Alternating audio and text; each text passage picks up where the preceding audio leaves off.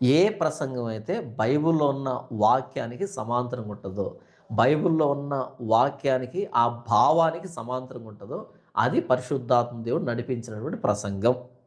అయితే ప్రసంగికులు దేవుడిచ్చిన జ్ఞానంతో ప్రసంగం చేస్తారా? లేతే పరిశుద్ధాత్మ దేవుని నడిపింపుతో చేస్తారా?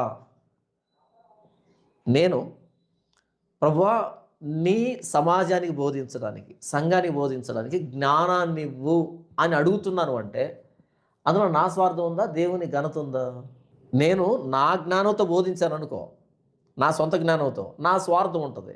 అవును. నేను దేవుని జ్ఞానం మీద ఆధారపడ్డాననుకో, దేవుని మహింపరచడానికి. ఇలా దేవుని మహింపరచడానికి దేవుని వేడేది పరిశుద్ధాత్మ దేవుడా? నేనా? పరిశుద్ధాత్మ దేవుడే. నేను దేవుణ్ణి వేడుతున్నాను అంటే, దేవుడి మహిమ కోసం జ్ఞానం ఇమ్మని పరిశుద్ధాత్మ దేవుడి ప్రేరేపణే గదా! ఓకే. కాబట్టి దేవుడి జ్ఞానము పరిశుద్ధాత్మ దేవుడితోనే సాధ్యమవుతది.